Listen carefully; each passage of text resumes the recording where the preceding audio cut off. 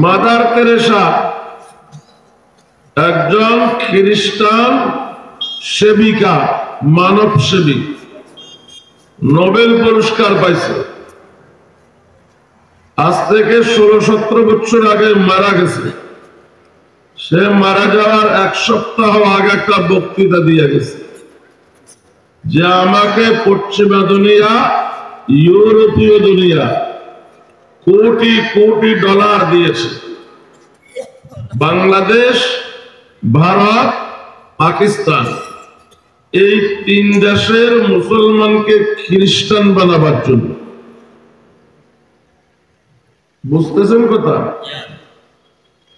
তো mother Teresa বলে আমি এই 3 দেশের মুসলমানদের পিছনে এই পর্যন্ত যত ডলার ব্যয় করেছি, এই 3 দেশে খ্রিস্টান আর মুসলমান সমান সমান হওয়ার কথা। আপনাদের কি মনে হয় সমান হয়েছে? মাদার তেরেসা বলে সমান তো দূরের কথা, 10 ভাগের 1 ভাগও না। কথা বলে না, 10 ভাগের 1 ভাগও না। সাংবাদিকরা প্রশ্ন করেছে এত ডলার ব্যয় করলেন, সফল হলেন না কেন? মাদার তেরেসা বলে একমাত্র কারণ কোরআন শরীফ।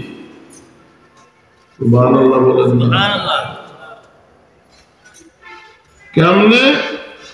মাদার তেরেসা বলে যেই মুসলমান বাল্যকালে কোরআন শরীফ পড়েছে, নামাজ কালাম পড়ুক আর না পড়ুক, তারে সারা দুনিয়ার লোক দিয়াও খ্রিস্টান বানানো যায় না।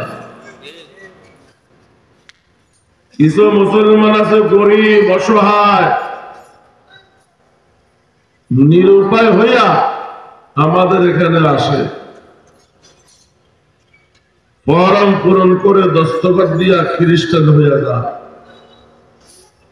আমাদের থেকে টাকা পয়সা নিয়ে ব্যবসা বাণিজ্য করে যখন একটু অবস্থা ভালো হয়, আবার দেখি টুপি মাথায় দিয়া মসজিদে যায়।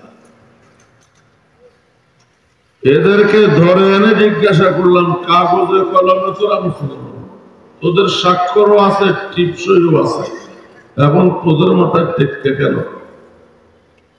তখন তারা হাসি দিয়া বলে, আমরা আগেও মুসলমান ছিলাম, এখনো মুসলমান আছি, মধ্যে যে খ্রিস্টান হয়েছি এটা উপরে উপরে হয়েছে, ভিতরের থেকে হয়নি।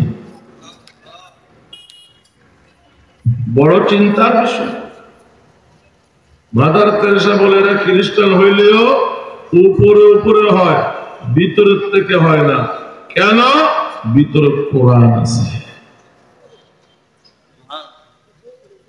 কি আছে ভিতরে? সুবহানাল্লাহ। আল্লাহ রাসূল সাল্লাল্লাহু আলাইহি ওয়াসাল্লাম বলেন, যেই বাড়িতে মানুষ বসবাস করে না,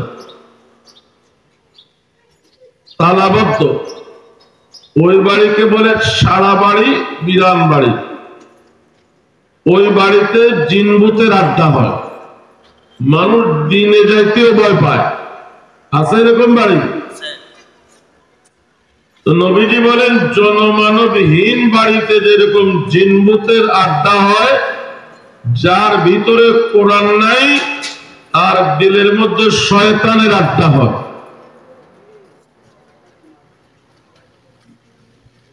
এই শয়তানি আখড়া থেকে আপন সন্তানদেরকে বাঁচাবার জন্য অবশ্যই অবশ্যই কোরআন শিখাতে হবে।